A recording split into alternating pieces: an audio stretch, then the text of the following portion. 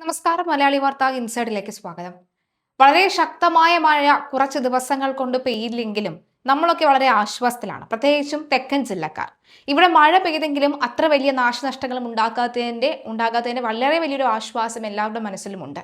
എന്നാൽ ഇപ്പോഴും മാനം തെളിഞ്ഞെങ്കിലും മഴ മാറി നിൽപ്പുണ്ടെങ്കിലും ഇപ്പോഴും വെള്ളക്കെട്ട് മാറാത്ത ഒരുപാട് പേരുണ്ട് നമ്മുടെ ചുറ്റിനും. ഇതാ അവരിലേക്ക് വീണ്ടും ഒരു ഭയപ്പെടുത്തുന്ന വാർത്ത വരികയാണ്. വരും ദിവസങ്ങളിലും ശക്തമായ മഴ തുടരാനുള്ള സാധ്യതയുണ്ട്. കടലിൽ മാത്രമല്ല, കരയിലും ഇക്കുറി ന്യൂനമർദ്ദം രൂപപ്പെടുന്നു എന്നുള്ള റിപ്പോർട്ടുകളാണ് പുറത്തു വരുന്നത്.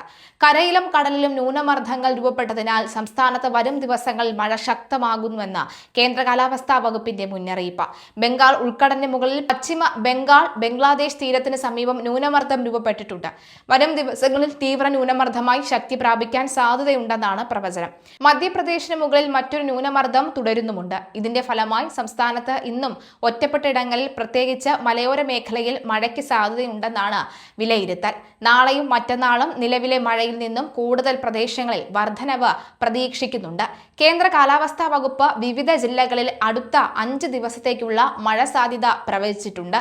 നാളെ കണ്ണൂർ, കാസർഗോഡ് ജില്ലകളിൽ, 14-ന് പത്തനംതിട്ട, കോട്ടയം, ഇടുക്കി എന്നീ ജില്ലകളിലും യെല്ലോ അലേർട്ടാണ്. ഒറ്റപ്പെട്ട ശക്തമായ മഴയ്ക്കുള്ള സാധ്യതയാണ് പ്രവചിക്കപ്പെട്ടിരിക്കുന്നത്. 24 മണിക്കൂറിൽ 64.5 മില്ലിമീറ്റർ മുതൽ 115.5 മില്ലിമീറ്റർ വരെ മഴ ലഭിക്കുന്ന സാഹചര്യത്തെയാണ് ശക്തമായ മഴ എന്നതുകൊണ്ട് അർത്ഥമാക്കുന്നത്.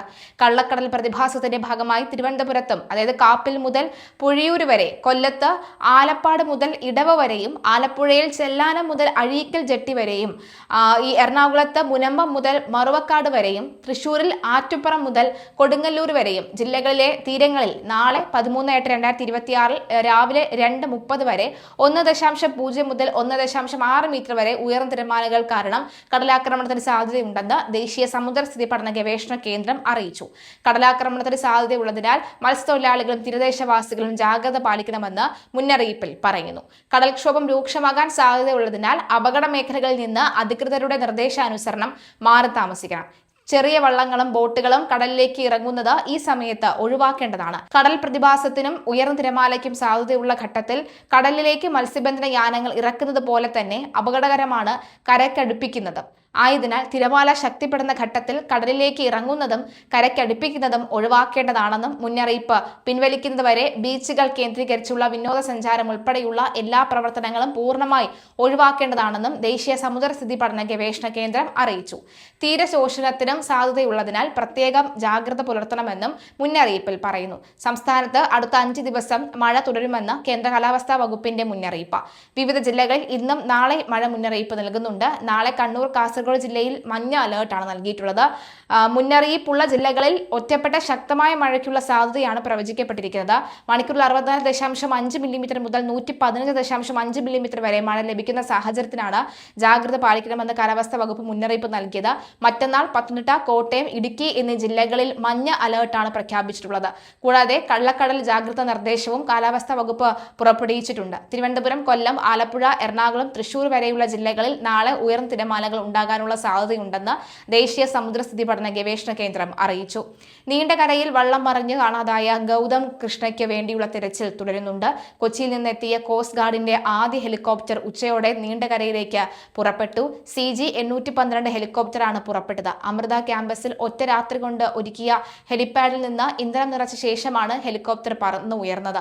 ആദ്യം റൂട്ട് ക്ലിയർ ചെയ്യാൻ പോയ കോസ്റ്റ് ഗാർഡിന്റെ ഹെലികോപ്റ്ററും ഇന്ധനം നിറച്ച ശേഷം തിരച്ചിലിന് ഇറങ്ങും. മുതലപ്പുഴയിലെ തിരച്ചിലിനും ഈ 2 ഹെലികോപ്റ്റർ തന്നെയാകും ഉപയോഗിക്കുക. ഗൗതം കൃഷ്ണയെ കാണാതായിട്ട് ഇത് 13-ാം ദിവസമാണ്. ജൂലൈ 31-ന് പുലർച്ചെയാണ് ഗൗതം ഉൾപ്പെടെ 14 അംഗം സംഘം സഞ്ചരിച്ച വള്ളം നീണ്ടകര മേഖലയിൽ മറിഞ്ഞത്. അപകടത്തിൽ ഗൗതമിന്റെ മുത്തച്ഛൻ പുത്തൻതുറ പൂമുഖം വീട്ടിൽ രാജീവ്, പിതാവ് രാധാകൃഷ്ണൻ എന്നിവർ മരിച്ചിരുന്നു. ഇനി മകനെയും കൂടിയാണ് കിട്ടാനുള്ളത് ആ കുടുംബത്തിന്. ഇതുവരെയും ആ ഒരു വിവരം അറിയാൻ കഴിഞ്ഞിട്ടില്ല അവർക്ക്.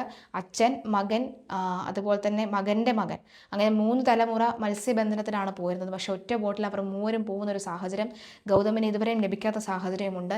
എത്രയും വേഗം അമ്മയ്ക്കൊരു ഉത്തരം ലഭിക്കണം എന്നുള്ളതാണ് നമുക്കിനി അറിയേണ്ടത്. അമ്മയുടെ പ്രതികരണം കേൾക്കാം. നമ്മൾ ഇന്നലെയും തിരച്ചിലിൽ സംതൃപ്ത എന്ന് അല്ല, നമ്മൾ ആവശ്യപ്പെട്ട തിരച്ചിലല്ല വന്നത്. അപ്പോൾ തെരച്ചിലിൽ തൃപ്തിയില്ല? ഇല്ലാത്ത ഒരു തൃപ്തിയില്ല, ഞാൻ തൃപ്തിയല്ല. എനിക്കിതല്ല വേണ്ടത്. എനിക്ക് വേണ്ടുന്ന കാര്യങ്ങൾ ഞാൻ ചോദിച്ചു. കമ്മീഷണർ സാർ എനിക്ക് ഉറപ്പ് തന്നു. ചർച്ചയിൽ ഞാൻ ആവശ്യപ്പെട്ടത്, എനിക്ക് നേവിയുടെ സഹായമാണ് ഞാൻ ആവശ്യപ്പെട്ടത്. ഞാൻ SHOയ്ക്ക് കൊടുത്ത പരാതിയിലും ഞാൻ ആവശ്യപ്പെട്ടത് അതൊക്കെ തന്നെയാണ്.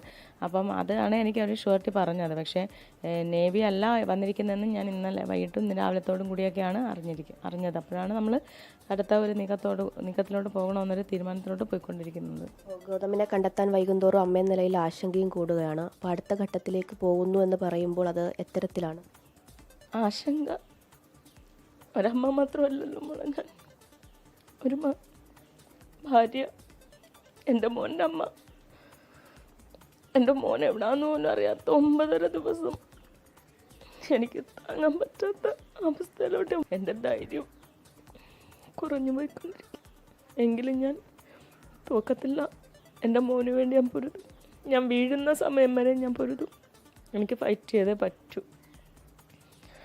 ഞാൻ അതിനുള്ളൊരു മാർഗമാണ് അടുത്തത് ഞാൻ ചിന്തിക്കുന്നത്. പക്ഷേ എനിക്കെന്ത് സംഭവിച്ചാലും എൻ്റെ മോൻ്റെ നീതിക്ക് വേണ്ടിയിട്ട് എൻ്റെ മരണം വരെ ഞാൻ പോരാടും.